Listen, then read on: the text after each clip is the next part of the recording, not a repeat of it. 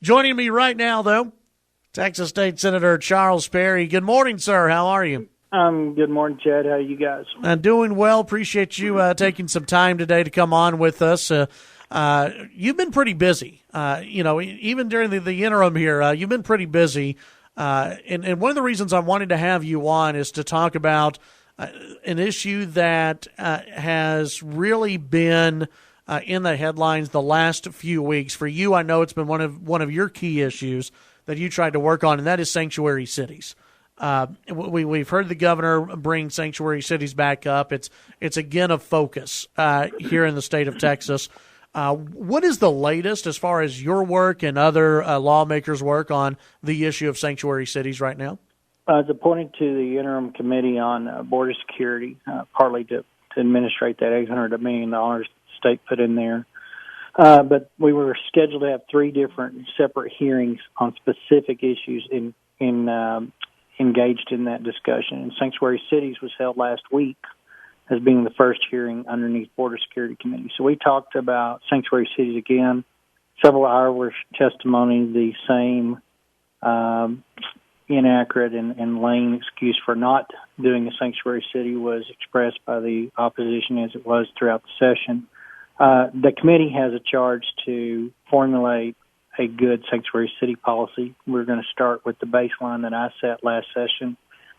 For all intents and purposes, most of that legislation doesn't need to be changed. There may be a few tweaks to it as we go through hearing and testimony throughout the interim, but there's no doubt that sanctuary city bill will be presented and passed in the 85th session. The votes are already there on the Senate side, I believe. And it's important, and it comes down to rule of law. And again, we heard, arguments against why it doesn't make sense to apply the law, and it's just crazy to have that discussion even. But I can tell you just from the environment in which the hearing was heard, it seems to be that the other side or the opposition is losing their position because of the current situation we face as a world. Visiting with Texas State Senator Charles Perry. You've been working on this for a while now. In the last session, why, in your opinion, why did this not pick up the momentum it needed to pick up in order to pass? About 6 hours of testimony through three different venues, and we were one vote short of having it heard on the Senate floor. Rule of Senate is pretty much don't bring a bill up that you don't have the votes to pass it, and we had 19 out of 20 Republicans ready to vote for it, and we were short. We had 18 out of the 20 Republicans vote, and we had two Republicans that just refused to vote for it. And the excuses given or the reasons given, one was it's a local control matter, which if you think through the logic of what the legislation is doing, is saying you can't enforce or put policies in place not to administer or fulfill in federal immigration law. That local control argument doesn't have any merit. And that particular senator is not coming back this session. And the other senator is coming back, and he just was convicted that there was certain provisions that he couldn't get crumped with in the sanctuary city legislation. So we had two Republicans that stalled it in the Senate, but my understanding is that's not going to be the case next session.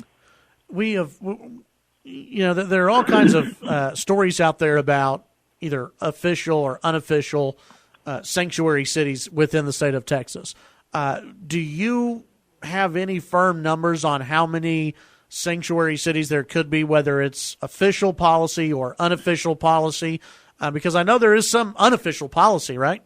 Yeah, absolutely. There are, and there was the most recent situation is Dallas County Sheriff said that she would pick and choose which immigration control issues, if someone is picked up, she would pick and choose which INS order to address. So by that policy, she's determining what part of the immigration federal system we would enforce or not as a county in this state. So that's the most recent. I'm going to say the number is between 9 and 14 cities that have formal or informal policies that actually enact a sanctuary city environment, saying that we will determine on a local level through policy, intimidation, or rules to those officials in that county of what provisions in the federal immigration system they would enforce. So I would say the number is safely between 9 and 13 is kind of best I can tell. Visiting with Texas State Senator Charles Perry here on the Chad Hasty Show. Let's kind of look forward. You've said that you believe that this will pass in the next legislative session. What are the? I guess you have more meetings coming up during the interim. What are the other processes in place before we get to the next legislative session? Well, obviously we can't make law during the interim, and it's right. for the purpose of building coalition, and hopefully we will be able to show the merits of having a coalition on both sides of the aisle to support this legislation.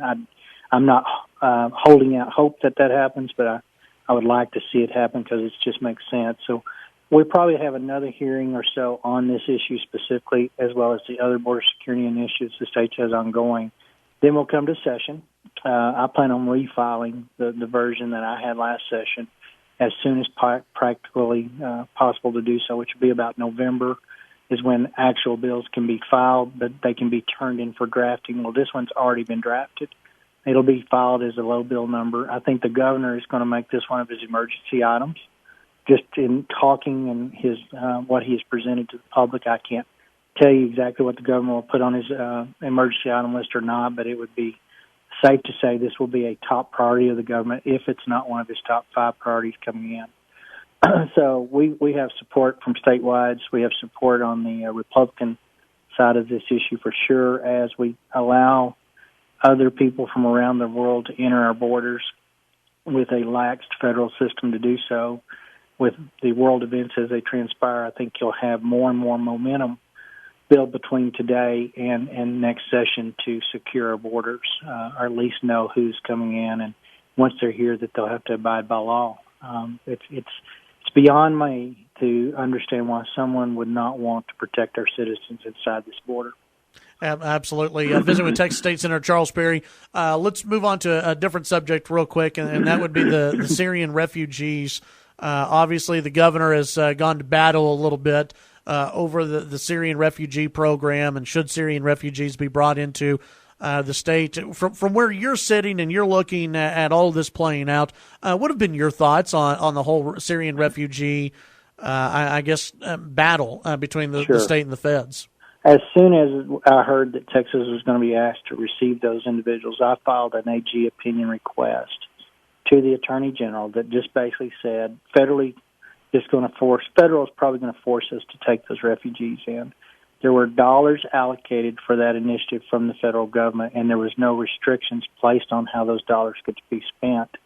So my AG request was to determine if the state of Texas, if they're forced to take Syrian refugees in, could we use those dollars the Texas way, meaning could we identify, contain, and determine through background checks whether or not these are good or bad people that we're letting through the border, and use those monies and resources the way we would deem them more appropriate. That AG's opinion's not come back yet. It's still pending with the AG. So my approach was, as a practical matter, we'll probably end up having to do it, and I think we've decided this week that we do. If we do, can we use our resources allocated to this initiative to best determine that we know who they are, the background checks have been thoroughly vetted, and if we don't, do we have a process in which we can contain and hold until we do determine whether these individuals coming through are good or bad? And so that was my request, and that's the way I function and operate, is typically look at the resource and the money allocation and make sure we spend it the most prudent way to secure, within the best of our abilities, our borders and the people entering our country. I was about to ask, you look at the everyone knows the border situation, the porous border situation that we have right now. Now we're talking about Syrian refugees, and there were reports that ISIS had already begun working to infiltrate the system of the Syrian refugee program. Do you worry about a terrorist threat through everything that we've been talking about with the border program, with the border, with the refugee program? Do you worry about that? Daily, and it's not cliche. I truly lose sleep and go to bed over and get up over the idea that we're going to allow someone into this country, specifically the southernmost tip of this country, i.e. the Texas border, that will show up in a big venue, in a big setting, in the name of their faith, and injure Texas citizens. And it's reality we live in, and those that say it's not are naive and not reading the days that we're in. But I personally live with the idea that that's probability more than likely going to happen, that it's probably going to happen on my watch. And so if I have not done everything within my purview of preventing it, I will be saddened and sickened on a personal level. So that I do believe it's coming. It's unfortunate the times we're in, but we have allowed this through a federal system, and our federal attitude towards this, either through the weakening of our position in the world, the lack of acknowledgement about the evil we face, and the people that we seek to do our harm and tear us down. We've been naive to that for the last 8 years, and we're bearing the fruits of that policy. And it's going to affect Texas, unfortunately, somewhere down the road. Visiting with Texas State Senator Charles Perry. Before I let you go, two things that kind of go together here. One, open carry at the state capitol. Will that be allowed? Interesting discussion. Haven't heard much about that, honestly. Now that you bring it up, I haven't heard about the open. I would not be surprised. I have not heard of anybody pushing or advocating for it, but I would not be surprised. Well, one, for sure, the discussion, and two, if it were to occur. And the reason I ask you is, and I'll let you go as far as you want to on this one, wading into city politics, Lubbock City Council, there's an agenda item next week that would prohibit citizens who have CHLs from carrying inside city council chambers during city council meetings. And when I compare this to what the Capitol does, where you guys trust those citizens who have gone through the background checks, have their CHLs, and you don't have that much of a worry about those responsible citizens. And you look at local municipalities who try to ban their citizens from carrying weapons. When you look and you hear stories like this, what is your thought process? Well, the statistical data bears this out, that over 800,000 CHL carriers, I think there's been less than 100 incidents. And I don't have that number for sure, but less than 100 incidents or so of CHL carriers that have perpetrated crimes or done bad things. So the statistics are with us that responsible people are CHL holders.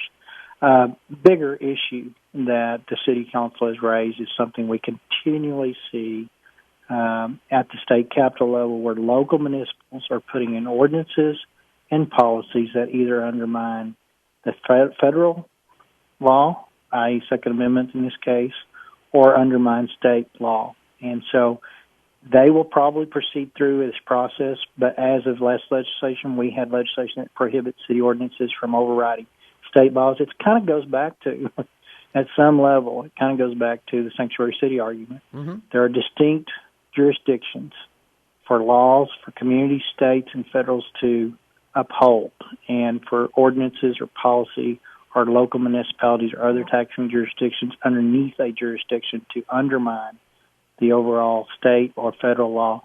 It creates anarchy and chaos in it. So that's the bigger issue for me from a state capital perspective. Do we need to look at these municipalities that have ordinances in place that undermine state law? Then we'll come back and we'll have those removed, and there'll be a challenge for that. And do you think that would be something, if this passed at City Hall, in your opinion, would that undermine state and federal law? Well, if you take a right away from me as a citizen, and Second Amendment right is pretty clearly established, so that is something all citizens have. And if you do something to impede that the state has condoned through open carry, through campus carry, through CHL process, and carved out those legitimate carve-outs within the statutes that do that, i.e. Certain hospitals or pieces of private of state institutions for universities. If you're in violation of any of that, or can be construed to be in violation of any of those laws, you will have state reaction to it. Very interesting. Texas State Senator Charles Perry, appreciate your time as always, and have a Merry Christmas. You too. I appreciate you guys. Y'all have a good holiday. All right, you too. We'll visit with you in the new year. That's Texas State Senator Charles Perry here on the Chad Hasty Show. Maybe a little bit of a warning there at Lubbock City Hall. Don't undermine the federal and state law. They'll be looking at you. Chad Hasty Show, KFYO.